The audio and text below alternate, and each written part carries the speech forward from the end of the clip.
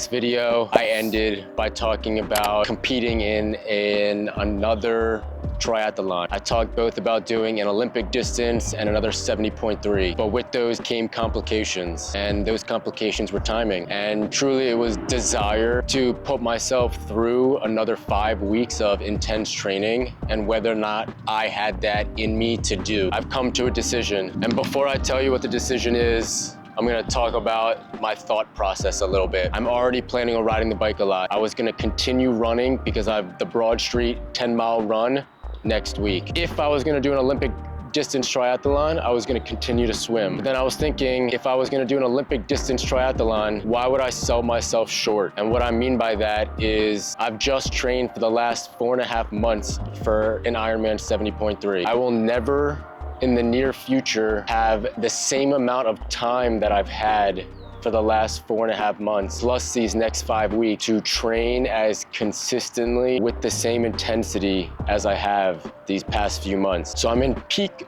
triathlon performance for myself, and it's only gonna be better 5 weeks from now. So why would I not try to go for the full thing again? Why would I not try to go for another 70.3? By no means is an Olympic distance triathlon small. Is it meaningless? Is it not a challenge? But why would I not save that for when I'm in residency and I have less time to train? Why would I not continue to do Olympic distance and sprint triathlons to continue this journey of being a triathlete in residency when I have more limited time? Now I have the time, so why would I not continue to build upon what I've built these past few months? So that's what I've decided. I've decided to sign up for another Ironman 70.3, Ironman 70.3 Eagleman. This time it's in my home state, Maryland. I think it is only right that I finally become an Ironman 70.3 in the state that I was born, my home state, Maryland. So this one's gonna be happening June 8th. We come back from Europe after 2 weeks on June 6th. So we're gonna come back, I'm gonna have 1 day where I'm gonna have to drive down to Cambridge, Maryland, check in, drop off my bike at transition, sleep, and then race day. So are conditions ideal? Absolutely not. We're gonna be on a cruise. We're gonna be international. So the swimming situation is gonna be very, very limited at best. Will I be able to run? Yes, that's the plan. Will I be able to bike? Yes, hopefully. There's gonna be stationary bikes or a Peloton on the cruise. So that's how I'm gonna get the bike in. My thought process is taper week, 7 to 10 days, happens right before race day. So that's gonna be the vacation. It's gonna be during my taper weeks. So I'm still gonna run, I'm still gonna bike. The swim I'm praying for. But hopefully at that point, all of the work I've put into the pool up until now will pay off. Thankfully, it's warmer now. There's a lot more options for open water swimming here in Philly going on now. So the plan is to go to some of those open water swimming sessions, get more comfortable in the open water, so I don't have the same reaction and response as I did when I swam in the open water in Galveston for the first time. So that's where we're at now. This is a new series. We went from medical student to Ironman 70.3 to now finishing the job.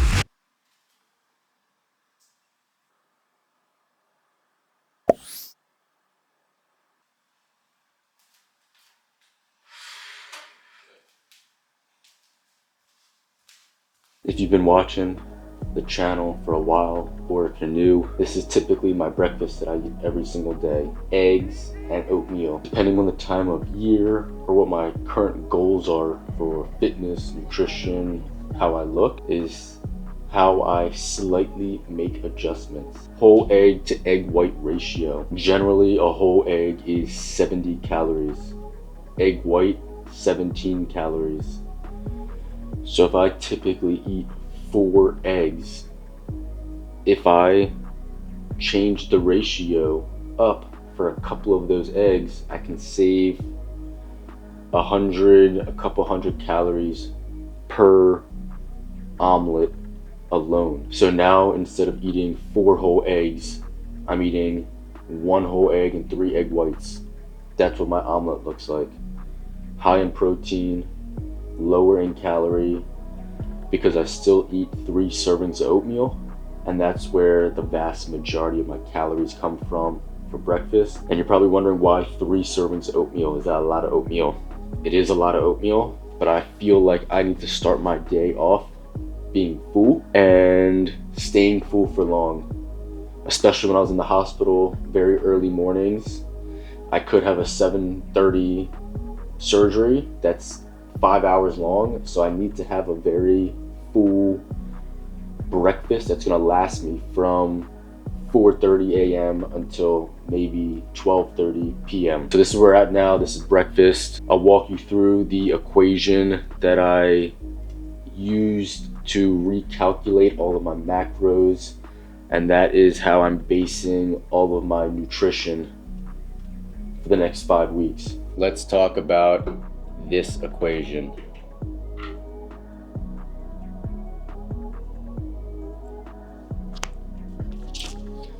This is how I calculated my macros.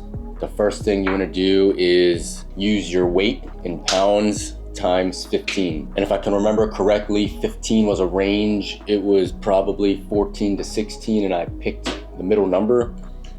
And I think that's just a cofactor. I'm not good at math. That's why I went into medicine, but I believe that's what it's called, a cofactor. So for me, it was 163 times 15, and that gives me 2,445. That is my basal metabolic rate. That is how many calories my body burns just by living. I could sit on the sofa and do absolutely nothing all day, and that is how many calories my body burns. So if I eat above that, I gain weight. If I eat below that, I lose weight. So right now I have 2 nutrition goals. 1 is to fuel my training needs, and 2, to lean out for the summer. So in order to do that, I subtracted 500 from 2,445. So I get 1945 from that. And why 500? Because if I'm in a 500 caloric deficit every single day of the week, then at the end of the week, that's 3,500 calories, and that's roughly 1 pound loss per week. So that's the science behind that. And then in order to get the protein, carbs, and fat, protein, pretty simple, 1 gram per pound of body weight. So for me, 163. And there's 4 calories per gram of protein. So 163 times 4, so that's 652 calories per day that come from protein. Fats, it's a little bit more of an equation, so you do your weight again. So for me, 163, and then it's a range 0.3 to 0.4. So you can just do 0.35 just to be safe in the middle. So for me, that got me 48.9 to 65.2. So I just picked a number in the middle and I went with 57. So again, there's 9 calories per gram of fat. So 57 times 9, 513 calories that come from fat a day. And then carbs, you take your total calories for the day, so 1945, and then I just added up those 2 numbers from proteins and fats.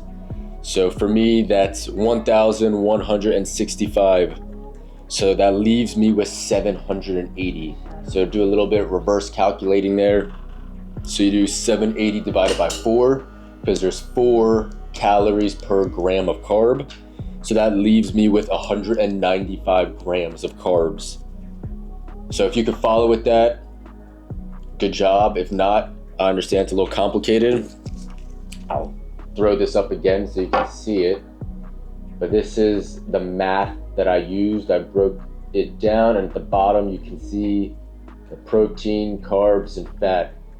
So if you want to pause that for a second, check it out, and then use your weight to try to calculate your basal metabolic rate, and then from that, your proteins, carbs, and fats.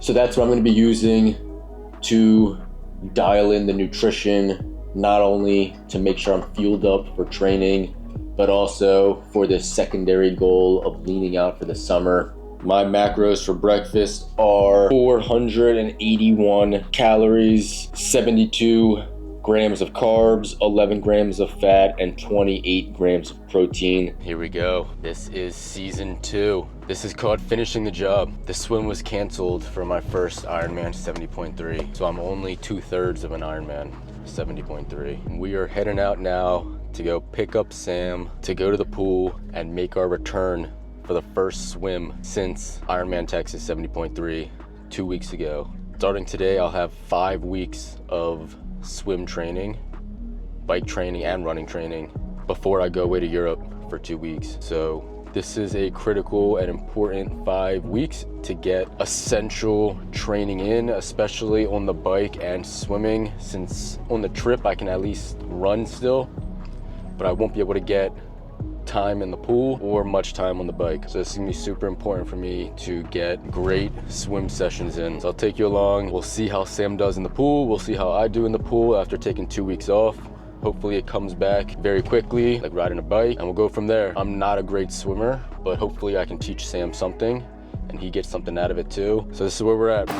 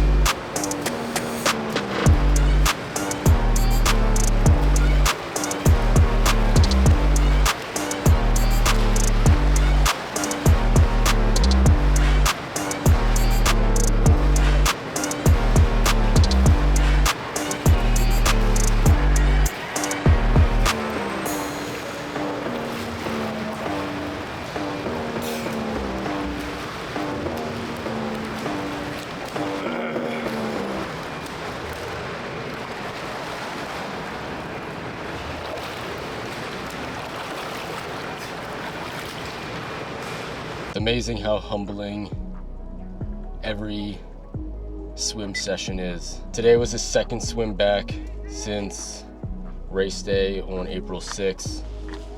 And now that we're back in prep, I gotta start getting back in the pool. My plan for the pool is to swim 4 times a week. The first prep I swam 3 days a week and I felt great with my progress.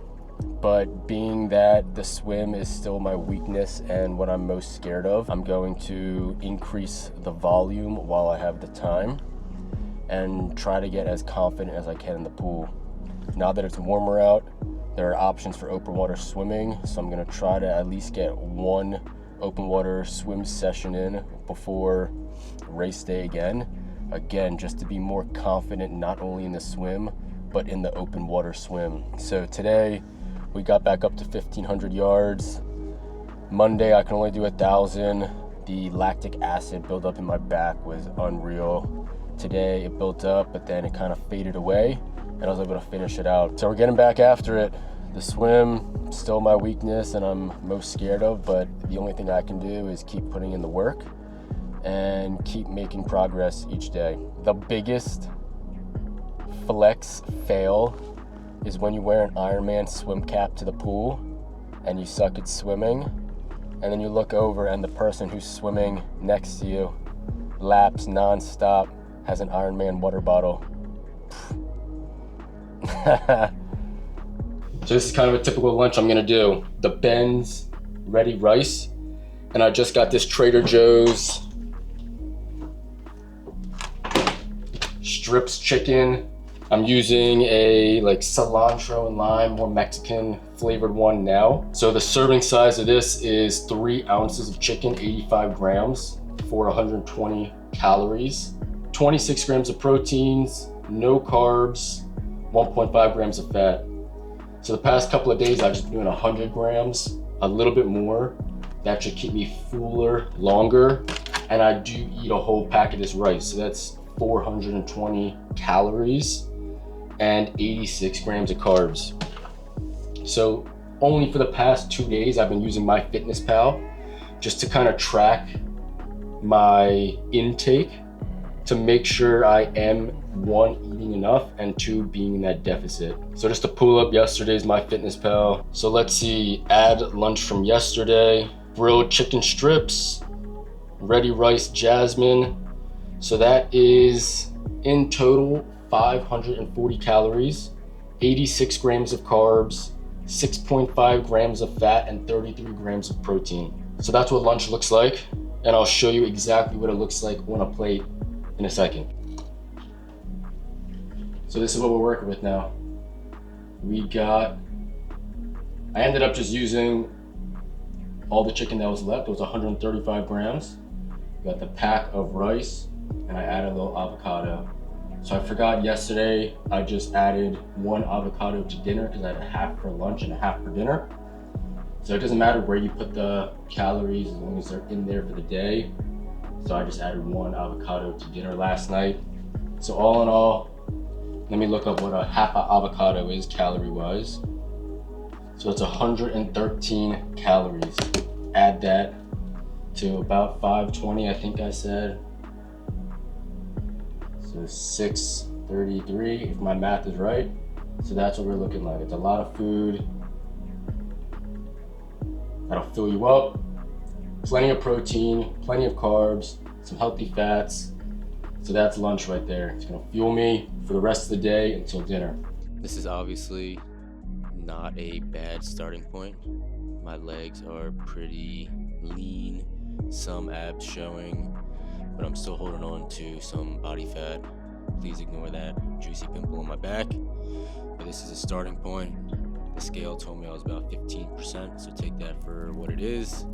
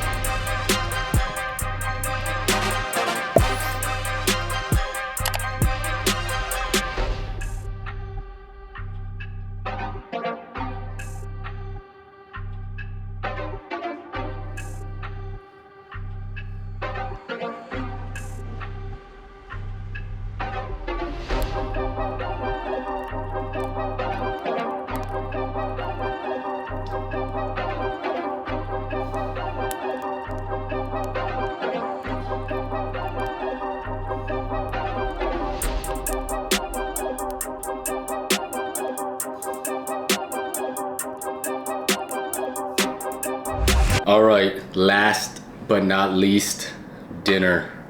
The biggest meal of the day. Sometimes it's the exact same as what I eat for lunch, but a little bit more. So again, we have 1 packet of the Ben's Ready Rice, Jasmine rice. Half a pound of ground beef here. This is 90-10. Usually go for the 93-7, but this is the 90-10. Half an avocado, and we have 1 white potato. So this is what we're working with here. The macros on this are, according to MyFitnessPal, 117 grams of carbs, 37 grams of fat, and 57 grams of protein. So typically this would be after a long training day. I get pretty hangry at night. So again, this gives plenty of carbs, a good amount of protein, and some healthy fats with the avocado. So this is a typical dinner that I'll eat. Ground beef, ground turkey, chicken. You can mix and match, but this is typically what I eat in a day with somebody who has Crohn's disease and as somebody who's training for an Ironman 70.3.